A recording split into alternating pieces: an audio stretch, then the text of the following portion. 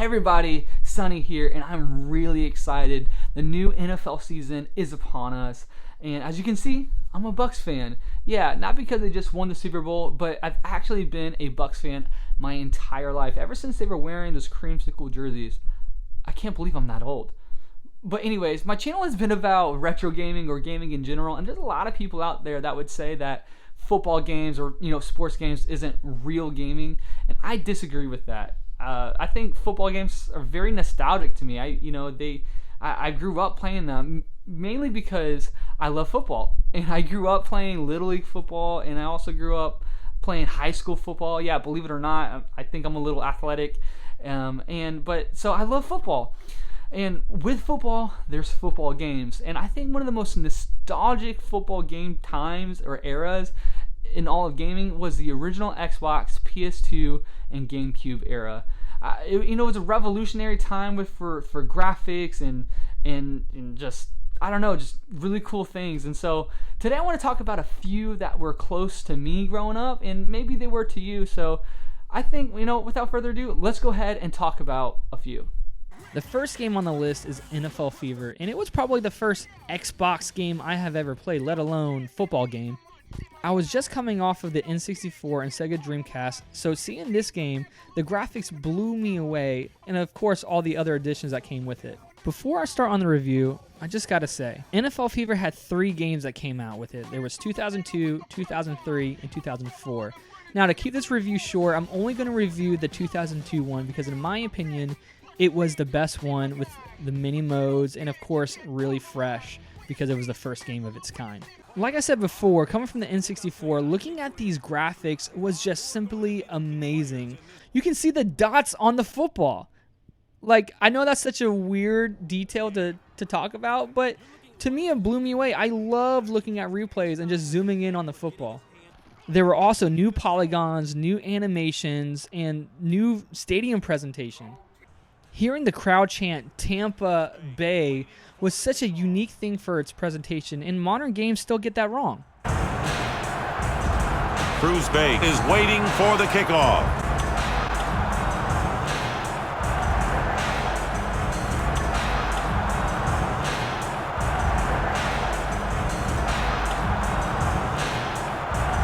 NFL Fever's Dynasty mode was my first experience ever at any sort of football franchise mode. Back then, it just seemed very realistic with its off-season schedule, signing free agents. When I got trade requests from the computer, it just made sense to me, and I went along with it. Looking back at it now, I could tell that it's very bare bones, but this was a new game. It was a new game for a new era, for a new time for football gaming. The Dynasty mode was just easy to figure out and to do what's best for your team. Another cool mode that was probably my favorite was Fantasy Challenge. You play a gauntlet of made-up teams, and once you beat them, you unlock the uniforms and the team, and you move on. Each team got harder as you progressed. Well, what about the gameplay of this one? Well, that's where actually this game kind of falls a little flat. Back then, the game felt right, but now looking at it more objectively, it does not hold up at all. Specifically, though, the passing, catching, and tackling.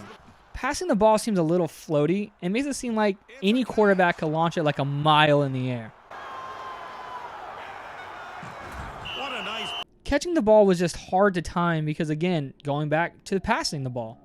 And the tackling, oh my gosh, it was so hard. You could get the jump on a running back, but if he was any better than you, he would just rub right off. You couldn't even slow him down. One thing I liked about the gameplay, however, was running the football. It was easy to run blocks, and it was such a smooth motion when you ran the football. It was pretty fun. NFL Fever. It was a good game, but doesn't really hold up today. A lot holding it back.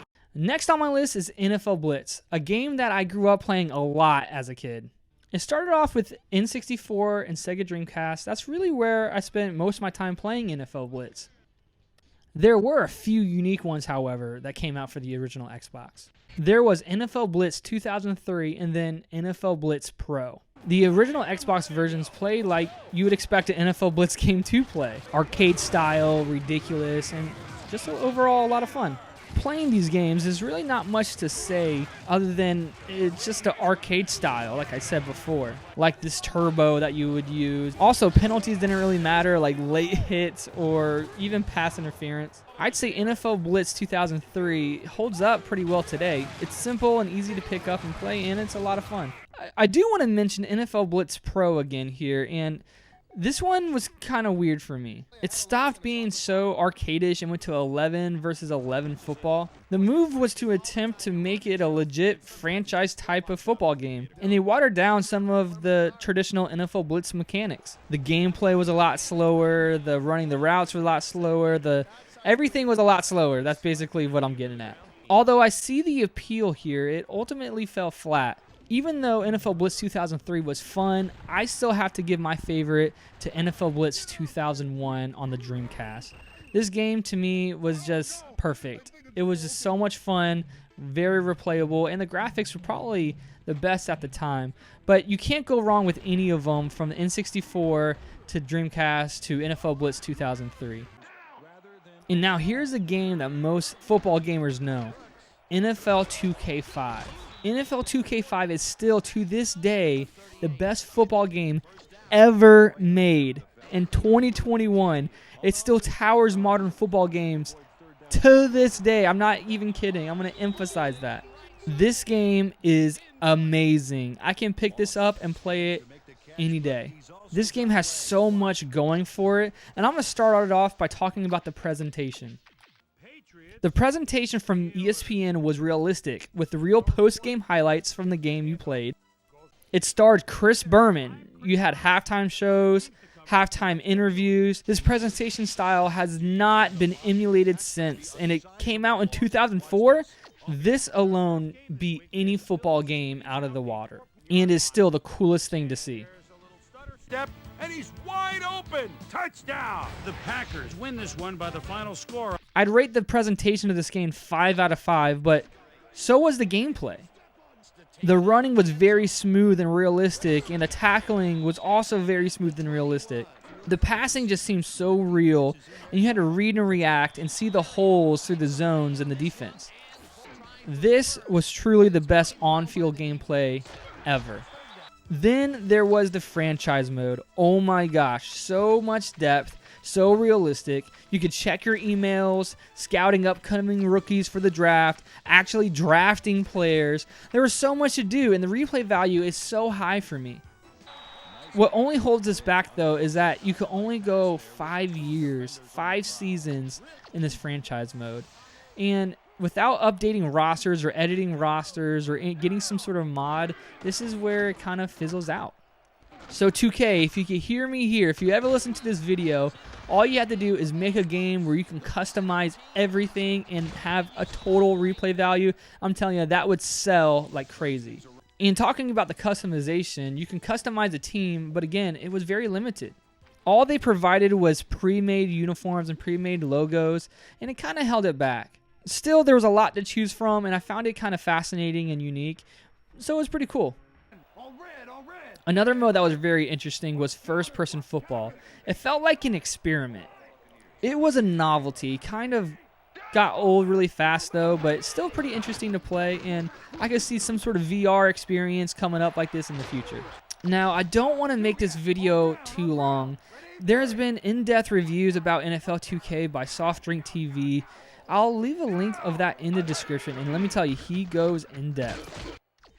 This was the last NFL licensed game that 2K made, and they went on to go make one other football game called All-Pro Football 2K8 that came out for the 360 and PS3. In that game, the customization was a little bit better, but on the downside, there was no franchise mode, so the replayability was so small. I think if 2K came out with another game like this and implemented a franchise mode, no matter if they were not real players or anything, and have the customization be so user-friendly that you can make literally anything and everything and make a lot of it, and 2K can make a huge amount of money doing this. This is just my opinion. So 2K, make this game. So I did mention earlier that 2K did not make any more NFL games. And you may be asking, why don't these games exist now? Why are there no more NFL games besides one that's a monopoly? Well, there is this company called EA, and they purchased the rights of the NFL license, so we haven't seen any other game from them at all since 2005. Oh yeah, EA. You know that game, right? The one that I haven't mentioned all video. Well, I purposely left that out because I think Madden deserves its own video by itself. When I review these games, I'm purely just a casual gamer, whether it's retro or sports games or adventure games or modern games or whatever. And I just want to go a little bit more in depth with Madden in its own video.